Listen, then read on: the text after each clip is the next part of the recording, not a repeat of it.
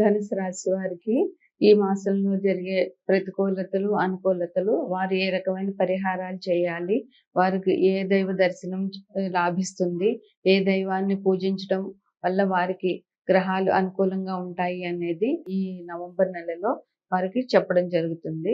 ధనురాశికి అధిపతి గురువు. ఆయన వక్రించి వృషభంలో స్థితి పొంది ఉన్నారు.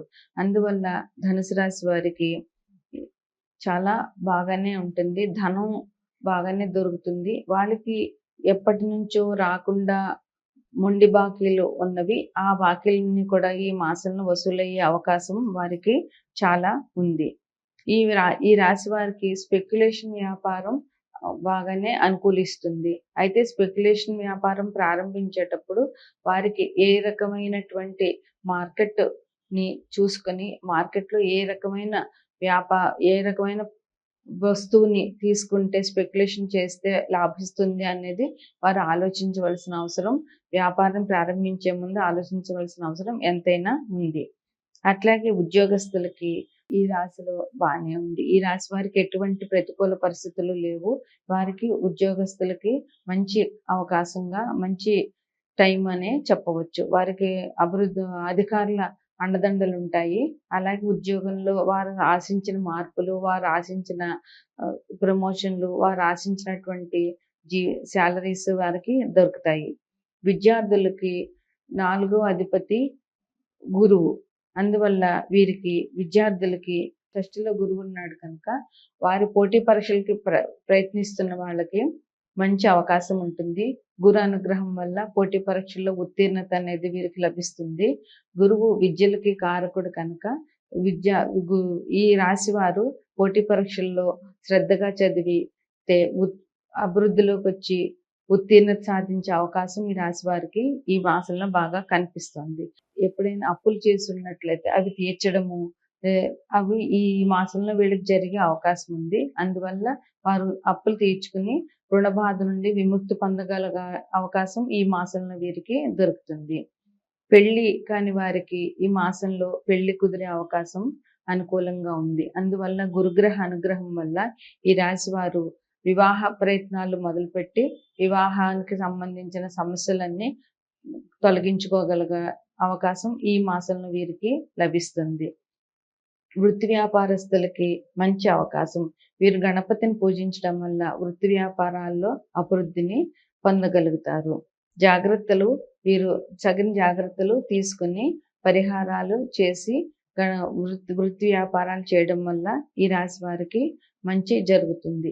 ఈ రాశి వారికి ఈ గురుగ్రహ అనుగ్రహం వల్ల అన్ని రకాల అభివృద్ధి ఈ రాశి వారికి గోచరిస్తూ ఉంది. అయితే ఈ రాశిలో వారు గురువు వక్రించి ఉండడం వల్ల కొద్దిగా ఇబ్బందులకి పొందినా కానీ గురువు మళ్ళీ అక్టోబర్ 9 నుంచి ఫిబ్రవరి 25 వరకు గురువు వక్రించి ఉన్నాడు. అందువల్ల వక్రించిన గురువు ఇంకా బలమైన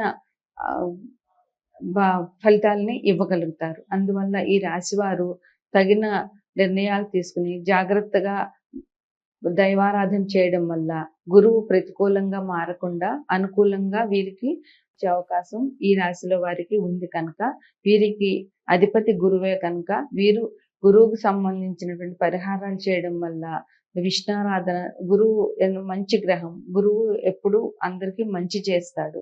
అందువల్ల వీరు అన్యాయాలు చేయకుండా, ఎవరికి అపకారం చేయకుండా మంచి మార్గంలో నడవడం వల్ల గురుగ్రహ అనుకూలతను వీరు పొందగలుగుతారు. అదేవిధంగా వీరు సాయిబాబా దైవాన్ని పూజించడం, లేదా దక్షిణామూర్తిని పూజించడము, లేదా రాఘవేంద్ర స్వామిని పూజించడం వల్ల వీరికి మంచి జరిగే అవకాశం ఉంది. కార్తీక మాసంలో శివారాధన, విష్ణారాధన, కార్తీక దీపాన్ని దేవాలయాల్లో వెలిగించడము, కార్తీక పౌర్ణమి రోజు పూజలు చేయడము, ఇట్లాంటి వాటి వల్ల వీరు అభివృద్ధిలోకి రాగలుగుతారు. శివారాధన, శివాభిషేకము వీరికి చాలా మంచిని చేకూరుస్తాయి. విష్ణారాధన అనేది వీరికి చాలా ముఖ్యమైన పరిహారంగా చెప్పవచ్చు. కార్తీక మాసంలో వీరు దైవానికి సంబంధించిన దానాలు చేయడము, లేదా దీపారాధనకి సహాయం చేయడము, ఏదైనా పాడుపడిన గుడులకి అభివృద్ధికి డొనేషన్స్ చేయడము, ఈ కార్తీక మాసంలో ఏ దానం చేసినా కూడా అది రెట్టింపు అవుతుంది కనుక ఈ కార్తీక మాసంలో వస్త్రదానం కానీ, దీపదానం కానీ, అన్నదానం కానీ ఏ దానం చేసినా కూడా ఈ రాశి వారికి చాలా మంచి జరుగుతుంది. ఈ కార్తీక మాసంలో ఇప్పుడు అయ్యప్పలు కూడా చాలా ఎక్కువ మంది ఉంటారు. అటువంటి వారికి అన్నదానం చేయడం అనేది ఈ రాశి వారికి ముఖ్యంగా చెప్పదగిన పరిహారం. ఇటువంటి పరిహారాలు చేసుకుని ఇంకా గురుగ్రహ అనుకూలతని వీరు పొందగలుగుతారని ఈ మాసంలో వీరికి అది చేయవలసినదిగా సూచన. నవంబర్ 2వ తారీఖు నుంచి డిసెంబర్ 1వ తారీఖు వరకు కార్తీక మాసం. ఈ మాసం చాలా పుణ్యమైన మాసం. హిందువులందరికీ ఈ మాసం చాలా ముఖ్యమైనది. అన్ని వర్ణాల వారు ఈ మాసంలో ప్రత్యేకంగా స్నానాలు చేసి దీపారాధన చేయడం అనేది తప్పకుండా హిందువులందరూ చేసేటటువంటి ముఖ్యమైన మాసం. ఈ మాసంలో శివారాధన, విష్ణారాధన రెండు కూడా చాలా ప్రముఖమైనవే. ఏ ఏ దేవుడిని ఆరాధించినా ఈ ఇద్దరు దేవుళ్ళు ఎవరిని ఆరాధించినా ఈ మాసం చాలా ముఖ్యమైనది. అయితే ఈ మాసంలో 4 సోమవారాలు కార్తీక సోమవారాలు ఓపిక ఉన్నవారు, ఉండగలిగిన వారు ఉపవాసం ఉండి సాయంత్రం వరకు శివాభిషేకం చేసుకుని రాత్రి దీపం వెలిగించి నక్షత్రాన్ని చూసి అప్పుడు ఆహారము లేదా భోజనము చేయడం అనేది ఈ మాసం యొక్క ప్రత్యేకత. దీపావళి నుండి ఈ నెలంతా దీపావళిలో మనం దీపాలు వెలిగించి ఇంటి ముందు బయట పెడతాము. అట్లాగే దీపావళి నుంచి కార్తీక మాసం చివరి రోజు వరకు కూడా దీపారాధన ఇంటి ముందు పెట్టడం అనేది మన పూర్వం నుంచి వస్తున్న ఆచారం. అదే విధంగా కార్తీక మాసం మొదటి నుంచి కార్తీక మాసం చివరి వరకు తులసి మొక్క పూజ అనేది చాలా ప్రముఖమైన పూజగా ఈ మాసంలో చెప్పవచ్చు. తులసి మొక్క దగ్గర ఉదయం రాత్రి దీపాలను వెలిగించి తులసి మొక్కను పూజ చేయడం ఈ మాసం యొక్క ప్రత్యేకత.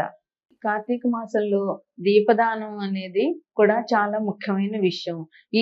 కార్తీక మాసంలో దీపారాధనకు ఉన్నంత ప్రత్యేకత ఏ మాసంలోనూ లేదని చెప్పవచ్చు.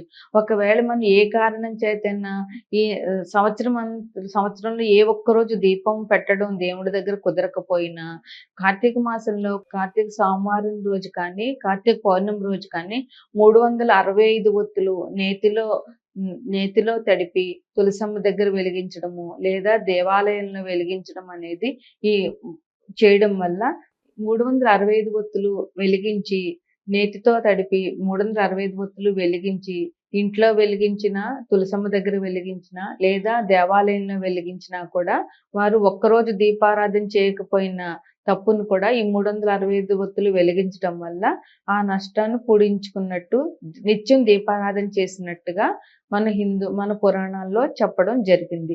అందువల్ల కార్తీక మాసంలో దీపానికి ఉన్నంత ప్రాముఖ్యత చాలా ఎక్కువ. ప్రతిరోజు దేవారాధన చేయడము, దేవుని దగ్గర దీపం వెలిగించడము, తులసమ్మ దగ్గర దీపం వెలిగించడం అనేది ఈ మాసం యొక్క ప్రత్యేకత. ఈ మాసంలో కార్తీక పౌర్ణమికి చాలా విశిష్టత ఉంది. ఈ కార్తీక పౌర్ణమి రోజు దేవాలయాల్లో కూడా ఆకాశ దీపం అని వెలిగించుతారు. దానికి ఆకాశ దీపం అని వెలిగించి పైన ధ్వజస్తంభం పైన ఆ దీపాన్ని వెలిగించుతారు. కార్తీక పౌర్ణమి రోజు అందరూ అన్ని వర్ణాల వారు కూడా ఉపవాసం ఉండి ఆ రోజు శివుణ్ణి, విష్ణుమూర్తిని ప్రార్థన చేసి ఆ కార్తీక మాసం పూర్తిగా రాత్రంతా జాగరణ కూడా చేయగలిగిన వాళ్ళు చేస్తారు. అయితే ఈ మాసంలో విష్ణాలయాల్లో ఎంత పూజలు జరుగుతాయో శివాలయంలో కూడా అంత పూజలు జరుగుతాయి.